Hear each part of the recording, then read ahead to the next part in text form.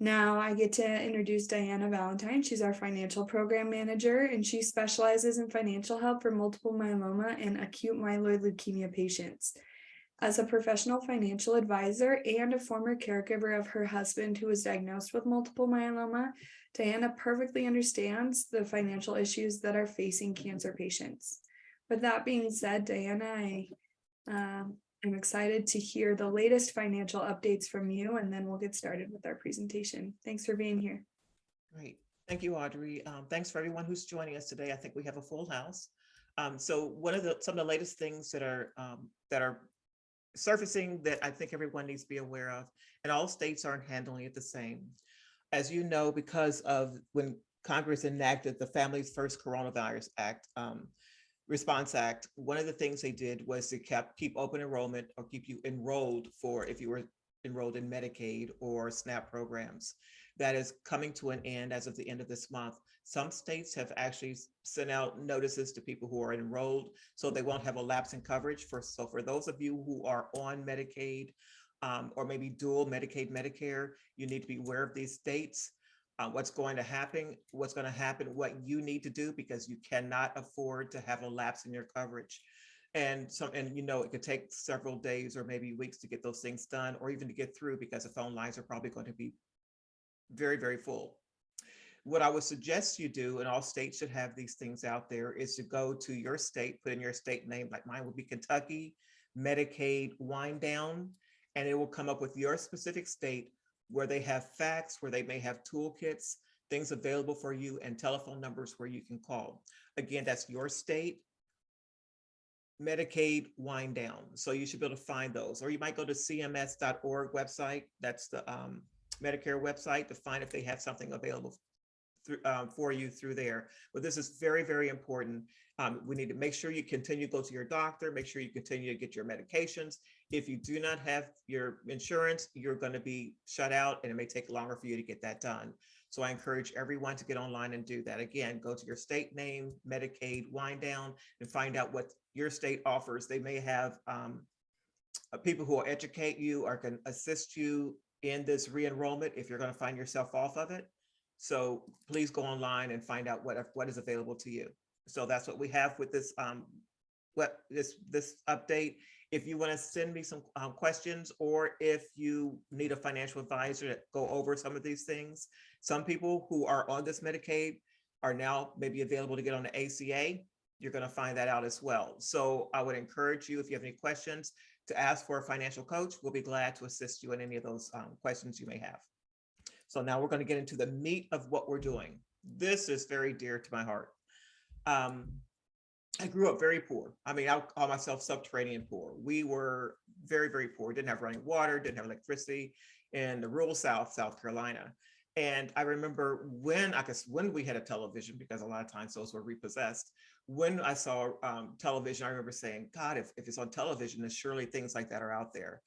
And I went to college on grants and scholarships, and realized, oh my God, there's so much more in the world that's available to me. But the money thing was really important, because last times we didn't have a car, didn't have running water, didn't have food.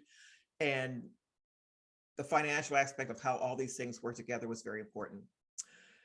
Eventually, I became a financial advisor, and realized just how crucial they can be in everyone's financial lives, whether you have money or not. And we seem to think that it's only the people who have a lot of money that can benefit from this program, and that from a financial advisor. And that's untrue. There are different types of financial advisors, and the financial advisor that you need is going to be based on what your needs are. Of course, a really good financial advisor will uncover needs and concerns that may be popping up in the future that you haven't even thought of. So let's go through the role of financial advisor and how you can choose when it's appropriate for you. So like I said, I'm a financial advisor. I have a license Series 7, 63, 67, health and life in Kentucky. So I do health, life, annuities, long-term care. And I'm here as in a volunteer position for this. This is a volunteer information, financial resources for you. So anytime you call us, you don't have to pay for anything for any financial advice to talk to any of our financial coaches. So, but I really encourage you to take advantage of all of our resources. So these resources have the potential to help you and your family, not just now, but in the future. So what are financial advisors and planners? This is what we're going to cover. What do they do? How can they benefit everyone? How do you find one? How much do they cost? And then always exercise caution. So the importance of financial advisor, according to a study conducted from Northwestern Mutual, that's a big insurance company, about the attitudes and behaviors of adults in the United States toward money. These are the people who are willing to answer this. I have to put that in there. 71% of them felt their financial planning needed improvement, while only 29% worked with a financial advisor. And a lot of that 29% are people who already have money or have a lot of money. So there's a lot of room for a lot of people to get involved with this. The truth is that deciding whether or not to hire a financial advisor is a huge and pivotal life decision. We don't get instructions in school about managing our finances. I wish we did, and I wish it started early, like in elementary school.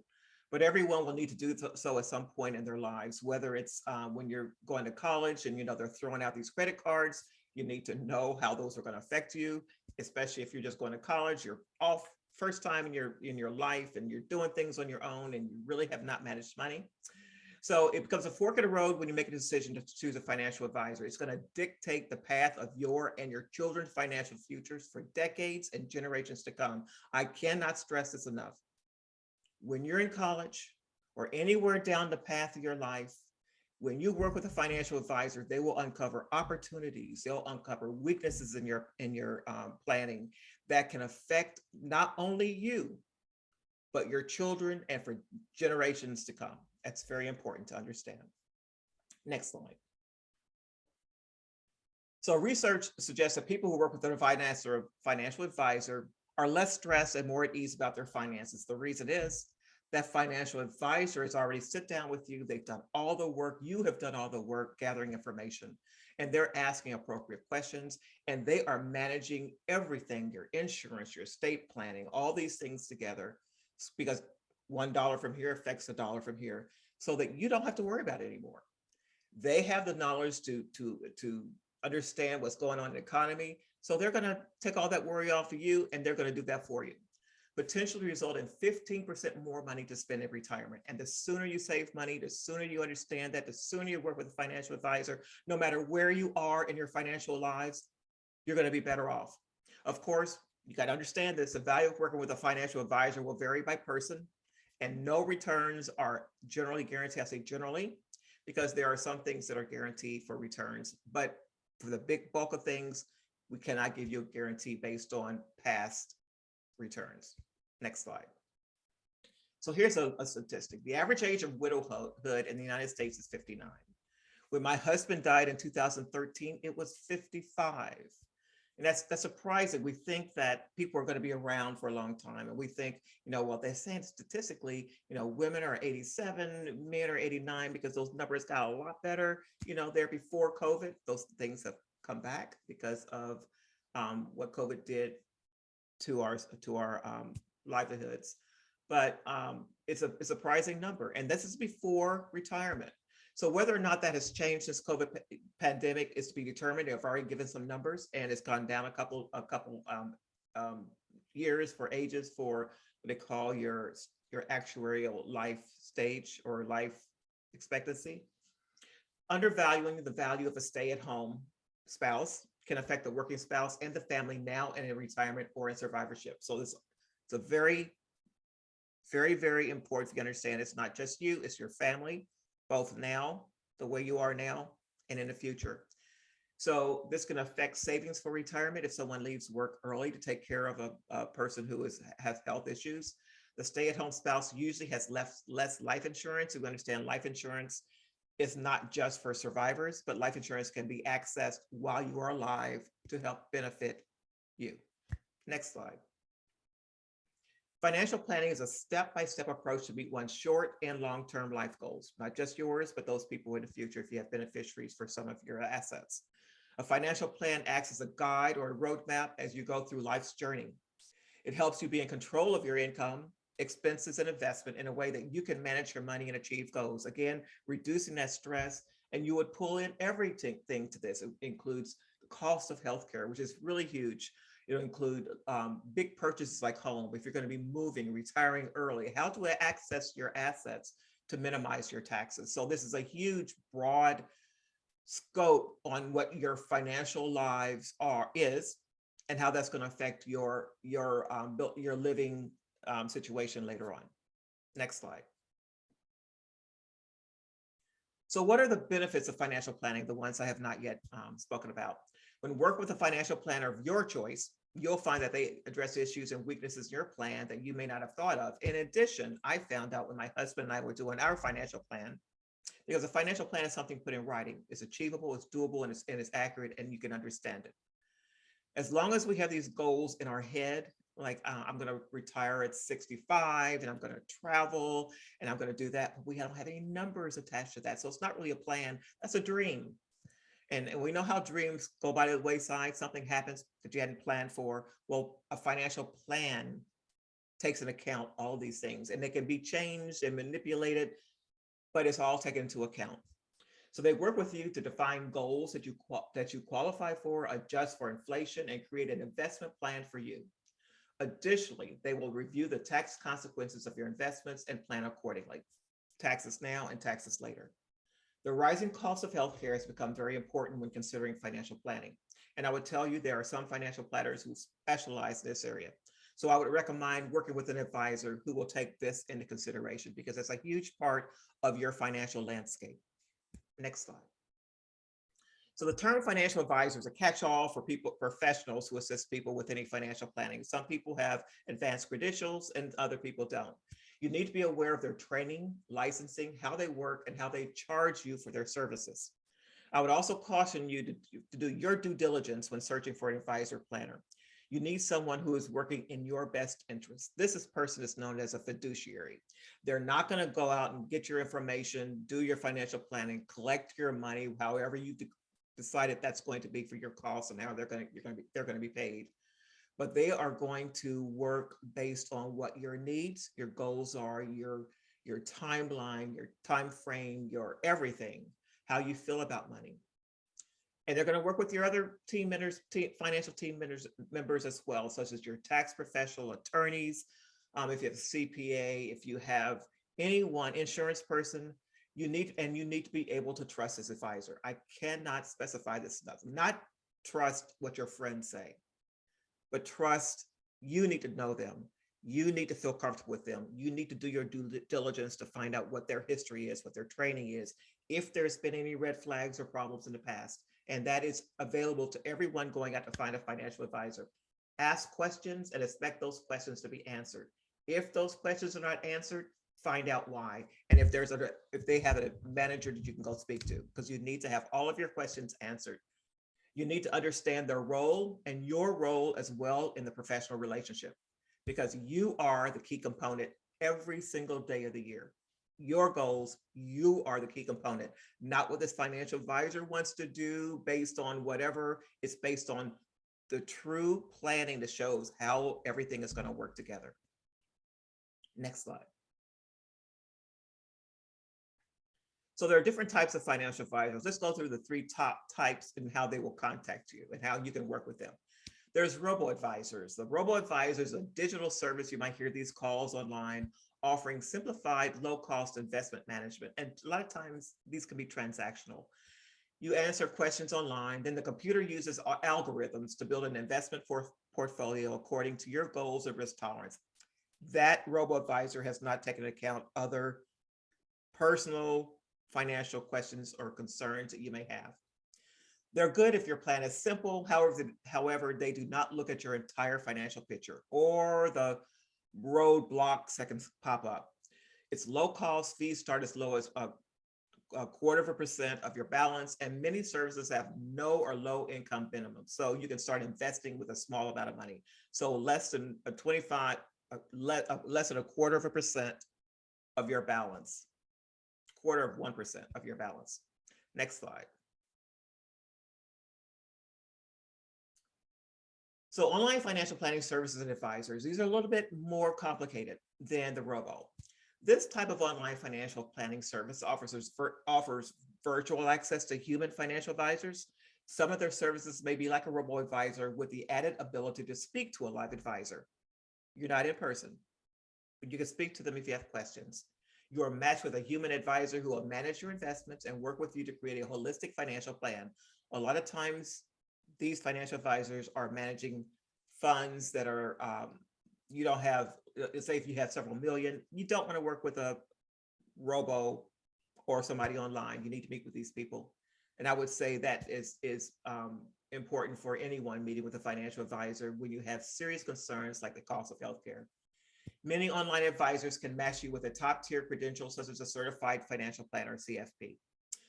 This type of planning is good when you're comfortable meeting with an advisor online, but would still lack holistic financial planning services such as estate planning, retirement planning, or help with company stock. The online financial advisors themselves will vet an advisor for you so that you're relying on them to find a financial advisor for you. Next slide.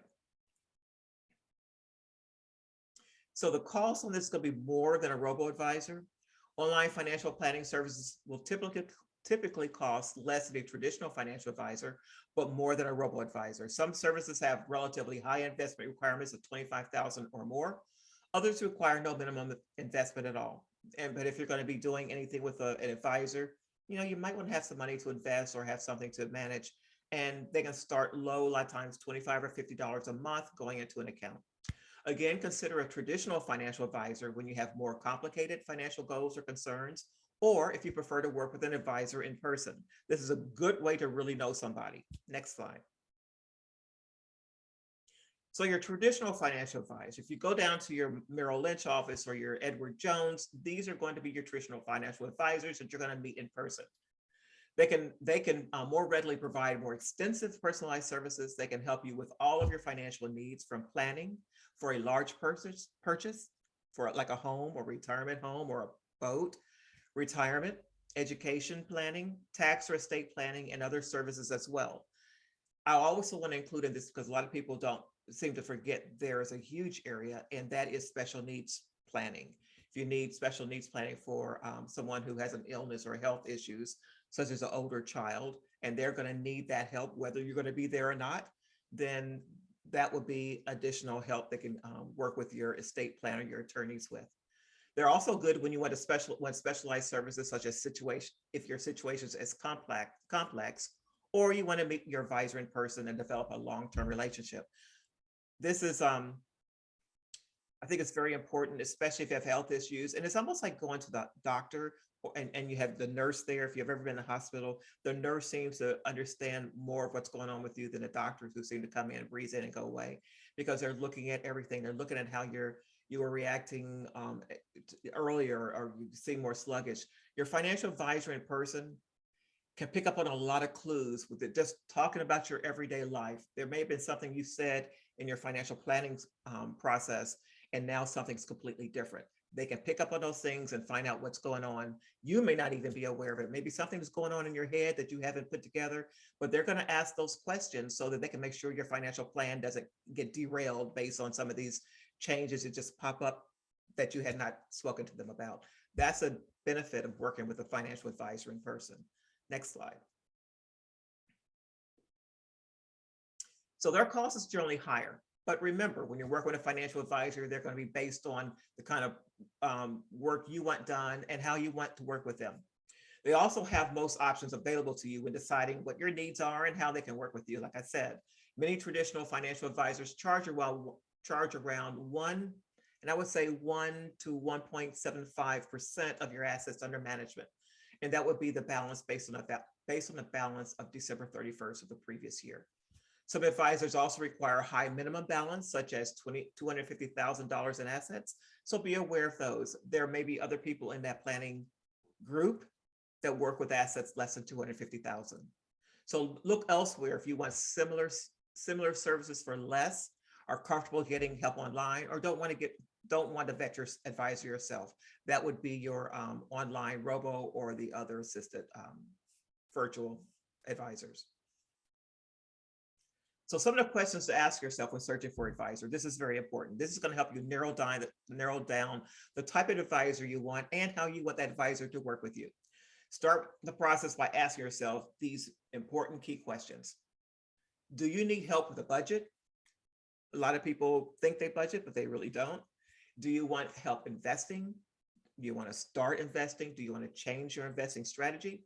Would you like to create a detailed financial plan? This is going to be the roadmap that's going to take into account what your financial snapshot of your financial picture right now.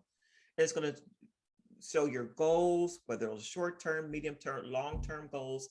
And it's going to actually define which investments should be where, how they should be, how your money should be invested, and how you're going to eventually take that money out to minimize on your taxes. It's going to give you that roadmap to get there for every single one of your goals. Do you need to get a estate plan in order to create a trust? That's very important to think about.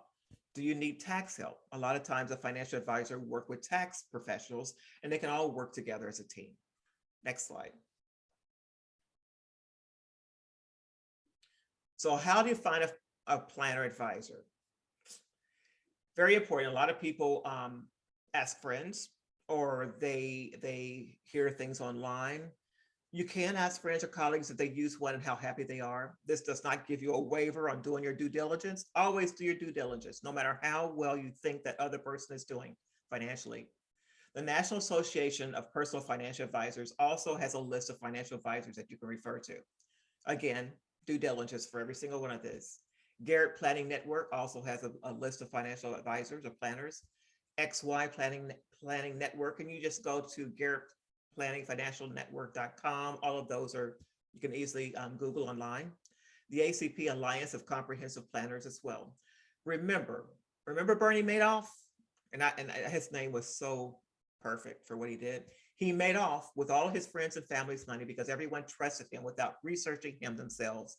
And it's really, really important, no matter who that person is, you need to find out who they are, what they've done, red flags, and you'll find some things. If this person, and as financial advisors, we have to report if we filed bankruptcy or if we had problems with we were sued in the past, that is actually online. We have access to it.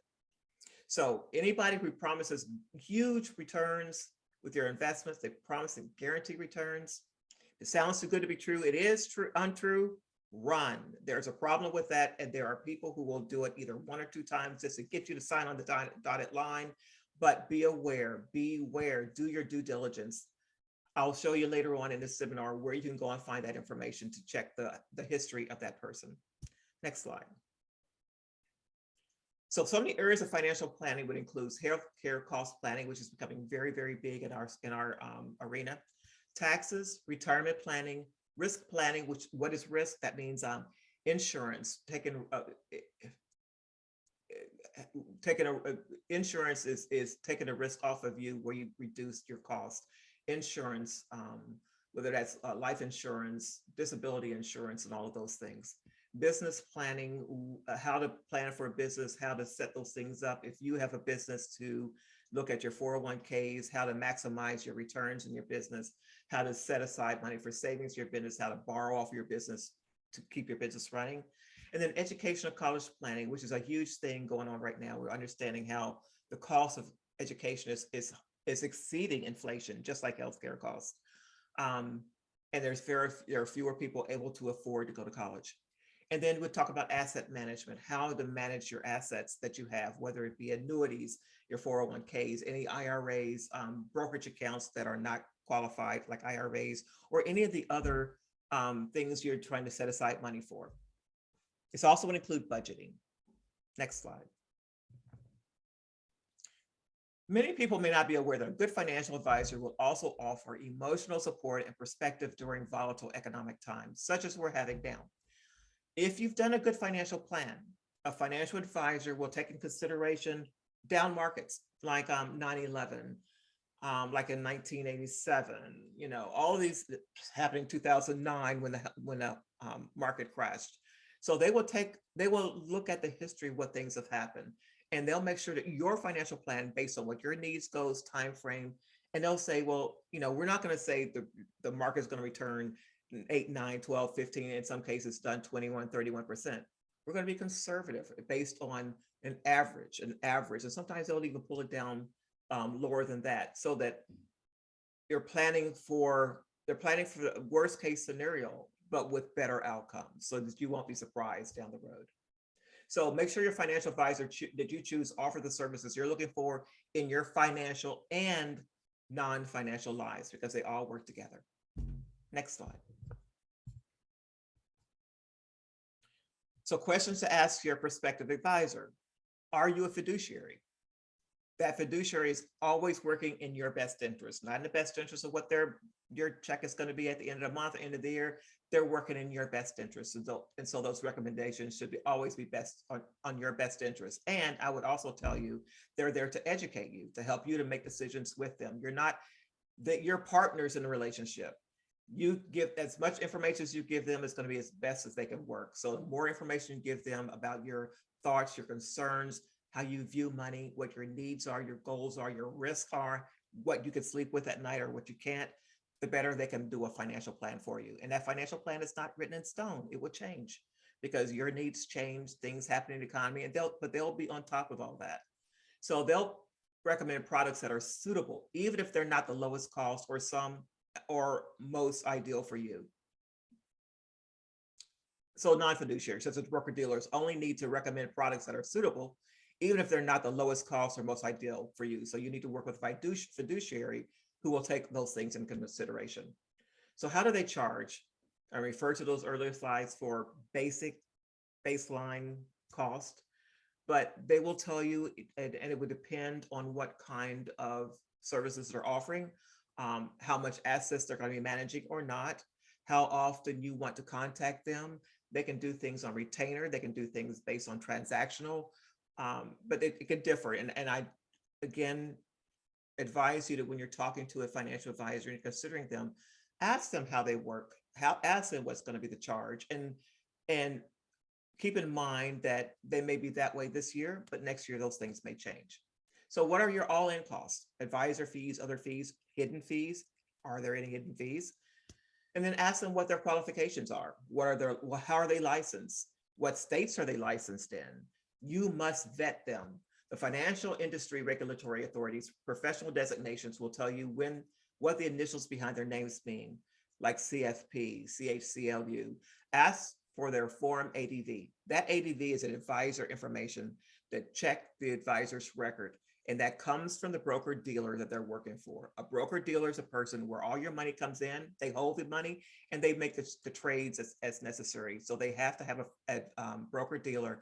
That ADV will be through them, and it needs to be updated. Next slide. So ask again, how will your relationship work? Will you have access to them outside of your regular scheduled appointments? A lot of advisors carry around cell phones, like we all do, but they may have a cell phone specifically for work. And I got to be advised that most advisors will not give you their personal cell phone number. They don't have to, and they shouldn't have to.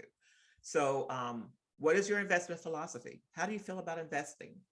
You need to be on the same page. You have to believe in what they're doing to stick with it during down market cycles. So you need to know them. You need to trust them. They need to be your trusted advisor. Your investment style and your advisor should also be the same. Your investment portfolio should align with your values, which means you may not be wanting to deal with tobacco companies if you don't believe in smoking. You don't want to deal with, certain environmental companies if that doesn't align with your values. What asset allocations will you use? Diversification is important and should align with your risk tolerance. You can diversify risk away. A lot of people aren't aware of that. So that's when they talk about portfolio allocation. That's very important to understand with your personal circumstances. Next slide. Some more questions. What investment benchmarks will you use? That refers to S&P 500 and NASDAQ international markets. How is that going to affect your portfolio? This can refer to risk tolerance as well. Advisors should use benchmarks that directly relate to what they're invested in, or be able to explain why they don't use certain benchmarks. So who is your custodian? The custodian is a brokerage firm that holds your investments, like LPL Financial, like Ameriprise, like a Merrill Lynch. Who holds your money? This custodian provides a safety check on the accounts, which means you can look at that custodian, LPL Financial, find out there's been huge fines posed against them for not doing their due diligence and making sure that everything is safe and that your advisor is being monitored correctly. Very important to note. Next slide. Some more questions. How will your investments affect your taxes? Huge. A good financial advisor would have considered your tax liability when making investment recommendations based on those goals and time frames as well.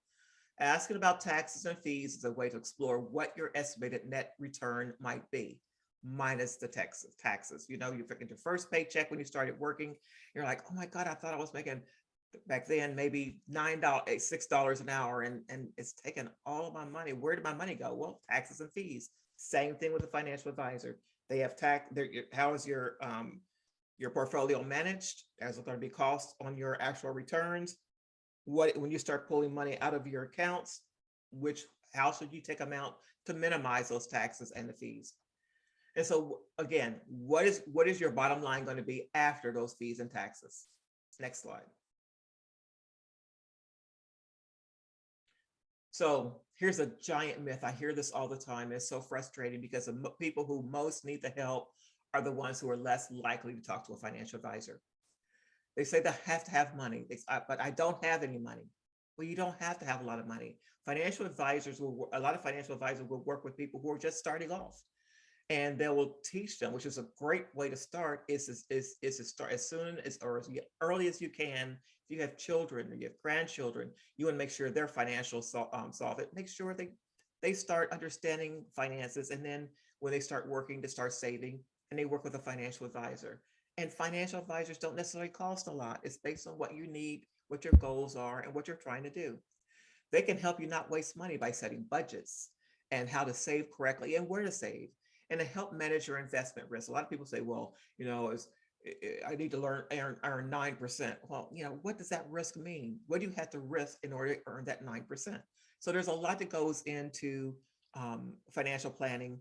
And for you to even understand what financial planning, or what your goals and what the cost or dollar point put on each one of those goals, the taxes are going to be associated with it, the inflation is going to be associated with it. How are you going to manage that? The financial advisor will do that. Next slide. So your team and your financial advisor will work with you and your team as needed. Will include you and your spouse or someone else in your family who are a relevant family member or representative. Your financial planner advisor, your tax professional, your estate attorney, your insurance professional, all of these people can work hand in hand to make sure your financial picture is where it should be, and that you're on goal to achieve your goals. And that you're on track to achieve your goals. Next slide. So in summary, I know this is a lot, but if you want to get a better picture, or if you need more clarification, feel free to reach out to me. I've been a financial advisor for 22 plus years. So the right financial advisor will take that worry off of you. You don't have to go to bed worrying about what happened that you heard on the market today, because they've already anticipated that. They look at your whole picture and put together a plan based on all of your goals and concerns, your financial knowledge, your financial need timeframes, risk tolerance, and their knowledge of the financial environment. This plan will be reviewed and adjusted as your life needs and goals change, along with financial markets. So the advisor must be the one you understand and trust, that you can ask personal questions about that you can give them personal information that's going to affect your finances. And they should always act as a fiduciary on your best interest. And they work to educate you, and they partner with you. They're not doing everything on their own. You just give them information, go away. They are partnering with you. A financial advisor should always get your signature, your buy-off, before anything is done. Remember that. Your needs are what comes first. Your best interest always comes first. Next slide. No matter what the title, designation, or license an advisor claims to have, it is your responsibility to vet that advisor's credentials and experience and their history. You can research their background by looking up the firm's Form ADV before you agree to work with them.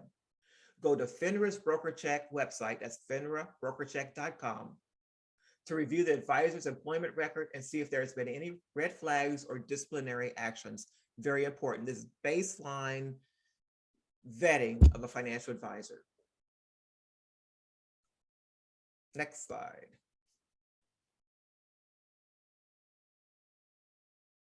I think that's it. So Hey, it's a lot.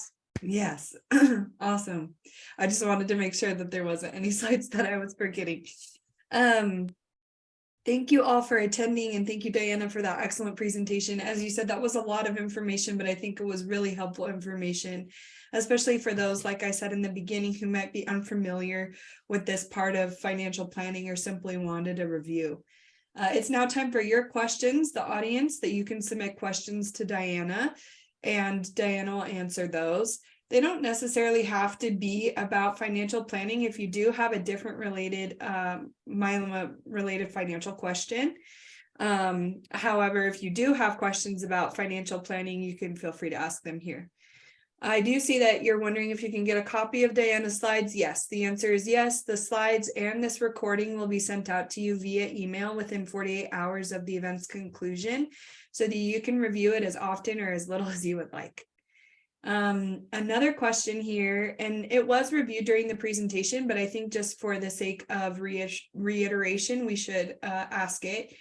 When you say that a financial advisor, a true financial advisor that you meet with face-to-face costs 1% of your assets, is that every year or is it a lump sum upfront?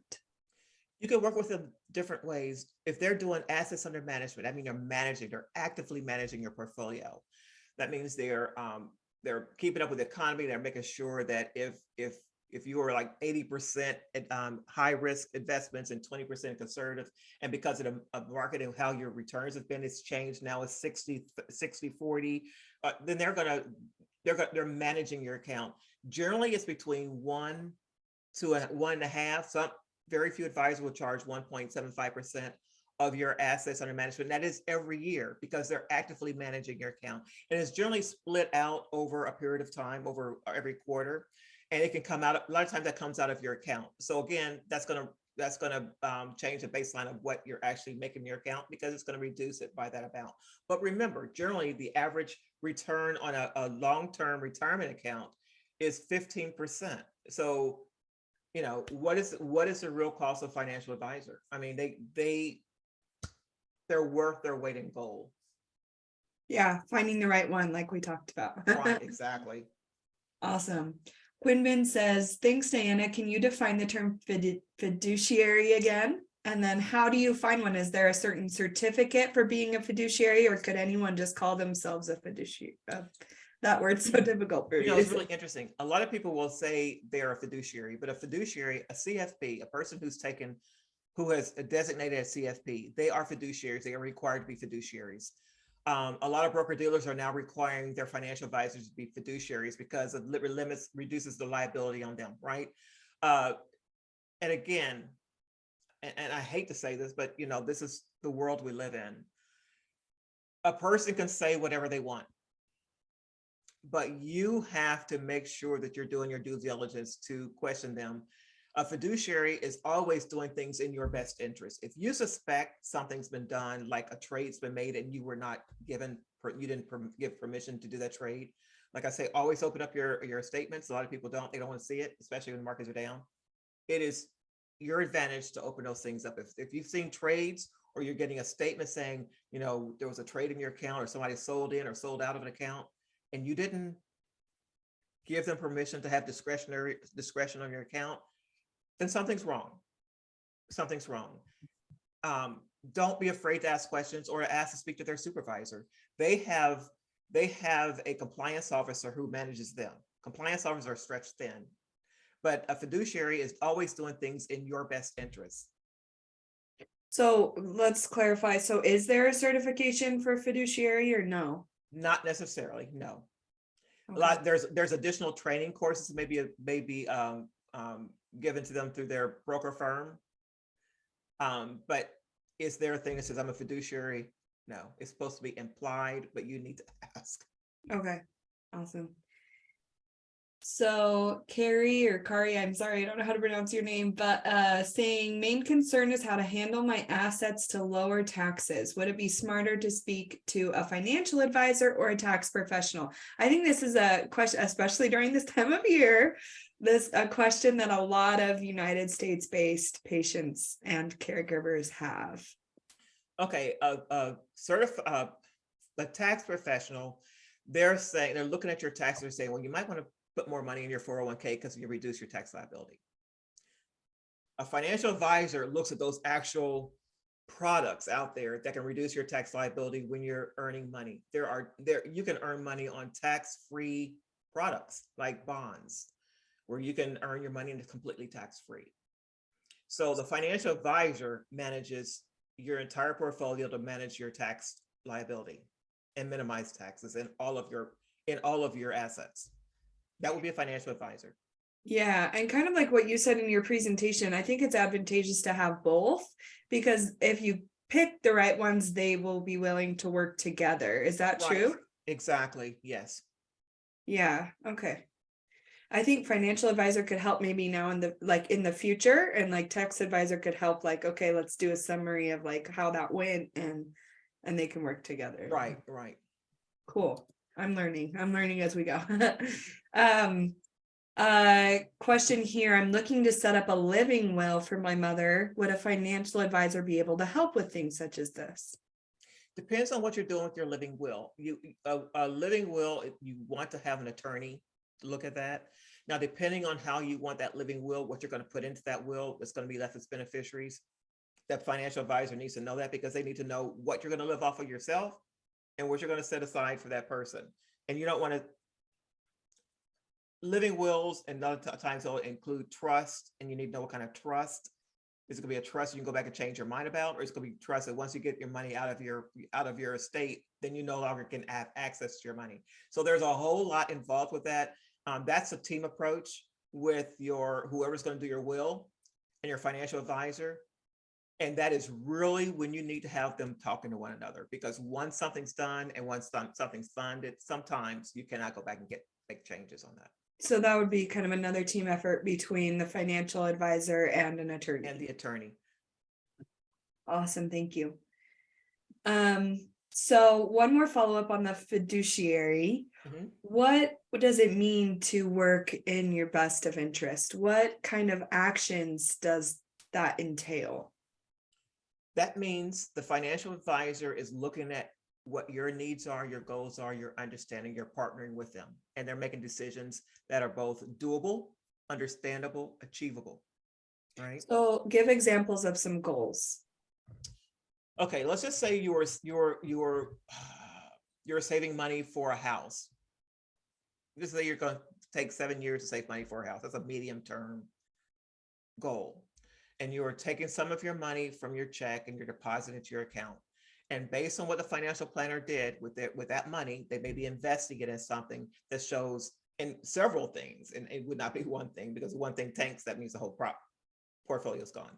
But they're putting it in something that shows over historical times that you should have that money there in 7 years, give or take a month or two, right?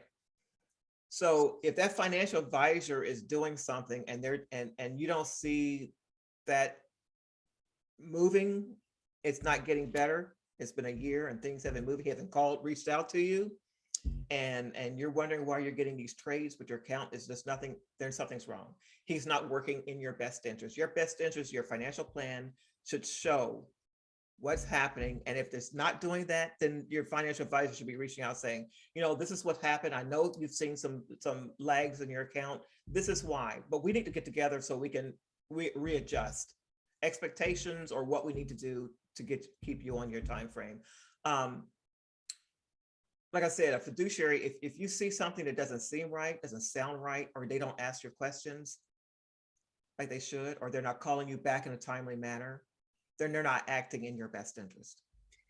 Okay, so like, for example, when it relates to myeloma, how would a myeloma person's or her family's, because myeloma affects the whole family, what is going to look different, or is anything going to look different between somebody that has myeloma and their financial portfolio versus somebody who's relatively healthy? Well, the cost of your healthcare is going to be huge. It's going to be different.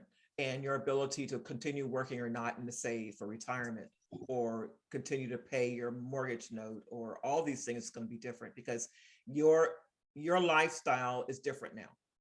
You got to be aware of the cost of your care. You're going to be aware of a spouse leaving work to now take care of a person, whether short-term or long-term, you retiring early. So now you don't have that income coming in. So your entire financial picture is different. That Mhm. is why if you're in a situation like that, it is in your best interest to work with a financial advisor, because they can look at all of those other resources that may come into play that you're not aware of that can actually put a positive impact on your financial picture. Does that make sense? Because if you don't go into it, if you have all of these things going on as a myeloma patient or any kind of person has a chronic or long-term illness, and cancer is one of the most expensive illnesses. If you're not anticipating that both now and long term, if you're going to be off your insurance, if your copay is going to be much, if you have to travel to go to your doctor and that's costly, where's that money going to come from? It's going to affect what on the back end? Thank you. Okay, Kathy is saying, my partner and I are working with a trust/will lawyer to create a trust. None of us know when we may pass, but with multiple myeloma, I'm more cautious about my lifespan. Do you have suggestions about talking to our financial advisor about our trust document or financial funds regarding multiple myeloma? And then any suggestions for planning long-term care? Wow, it's a lot. Yeah, so let's just start with the beginning where she With the says, do you trust. have any suggestions about talking to our financial advisor about our trust document? Okay, so you go to an attorney pulls out the document for the trust. And you would have told him how much money I have, and he'll say, well, maybe it's going to grow. And he's putting those things together, right? And so you got to remember there's so many different types of trust. Who's going to own the trust, who's going to manage the trust, who's going to be the beneficiary of the trust. It may be generational beneficiary of trust. You can write a trust all day long. Attorney can have a desk full of trust signed and approved by those clients. But unless those trusts are funded, which means you take these assets and put it in a trust, those trust documents mean absolutely nothing. So yes, you need a financial advisor who's going to look at that and say, yes, this money makes sense to go into a trust because we've determined that this money is going to be used for that particular goal to help someone else. Or you have a lot of money and you have a flow through trust where money will take care of the first person at their death that goes to the second person. Second person is another trust is going to take care of whoever the beneficiaries are after that. So there's all kinds of trusts. Financial advisors need to be in there to make sure that what you're going to be funding that trust with is something you can afford to fund that trust with. And also here, this is where a good one of the points that you had in the beginning, HealthTree has a program called the coach program where you can meet one-on-one with people, and there are specific coaches who have financial expertise in their life that they're willing to share on a volunteer basis with you. So you can talk out questions that you should bring to your lawyers, to your attorneys, to your financial advisors.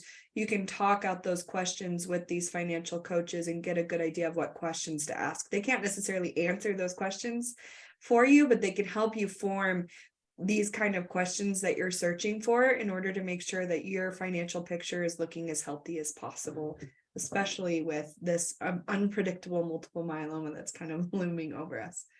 And then, do you have any suggestions for planning long-term care?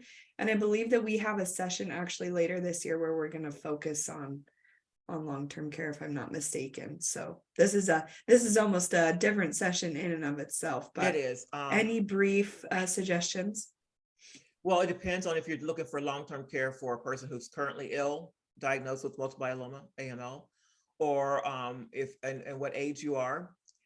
There are options for long-term care. If you already have myeloma, it's like a life insurance policy. Getting long-term care is probably going to be very difficult. There are different long-term care policies. It's based on the types of assets you have that can be put partially in assets that's growing or in a long-term care policy. It's a dual type of policy or investment.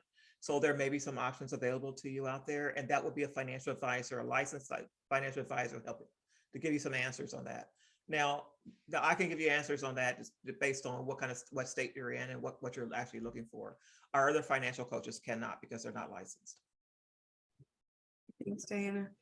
Michael shares that when he first came to his financial planning team, they planned on, a 10-year lifespan, and now it's getting close to that, and he's doing excellent. And so they're working now together to extend that plan. So I think that's also kind of a good example of a fiduciary, is somebody who's aware of your life, a partner in your finances, who's getting updates from you, who you're up, who cares that and is excited with you that your lifespan is longer than you thought it was going to be, and therefore you need to make updates to your finances. It's Right, and I would challenge it if you're vesting, we look at conservative. Don't expect a 9% return every year when in fact it averages out to be 6 or 7. If you plan at 6, then you're probably going to achieve that goal and you have money left over. And when you're talking about lifespans, it's always better to go higher in lifespan than it is go lower, because if you've done 10 years, you may have already exhausted a lot of your assets. It's hard to push fewer assets out another 5 or 10 years. So always err on the side of conservative, conservative or higher. yeah, And be the interesting part about that, Diana, is 10 years ago myeloma was such a different game. right. It was like 3 to 3 years, right? Yeah. And so we're blessed now, and I can't echo what Diana just said enough. Plan for hope, like plan that it's going to be a while, because with these amazing, drug approvals and clinical trials and just quality of life improving for the multiple myeloma population, now we can say with confidence, plan for the future, versus, where 10 years ago we were so limited, and 15 years ago we were even more limited. The financial pictures just looked so different. So I'm happy to be able to echo what you're saying and say, there is hope today. Nancy was wondering, would a fiduciary not get a commission on a fund or annuity purchase, or would they just be obligated to reveal it? Depends on how the account's set up. Some annuities are within that asset managed portion, or if they sell it outside of the, and it's how you decide to work with that financial advisor. If that annuity is not in the assets under management, then they can get a separate fee, but that's paid from the insurance company to them. It does not come out of your funding of your annuity or anything like that. Interesting. Thank you. Steve is just echoing, you really want to be careful with your beneficiaries, and kind of maybe be open to being flexible about who those beneficiaries are, because you might end up not liking the person that you originally chose as your beneficiary. Yes, and don't forget, if you've gotten a divorce or something else, make sure you go on all of your accounts and change that beneficiary if you didn't want that other spouse on there. If you're remarried or something, make sure your beneficiary is always up to date.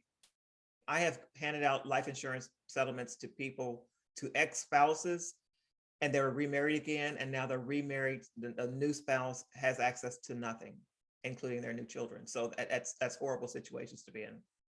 Yeah, because kind of what was said earlier, like nobody knows when passing could occur. Right. As anxious as this multiple myeloma makes us, the reality is, like, the risk of being in a fatal car accident, is just as high, whether or not you have multiple myeloma. That risk doesn't change. And sometimes we forget about that, or we forget about, taking care of other parts of our body, because we become so involved with multiple myeloma care. And that's not to say that, like, I wish that upon anybody, but the reality of life is that we don't know. And so staying on top of things like this is so important. Mm-hmm.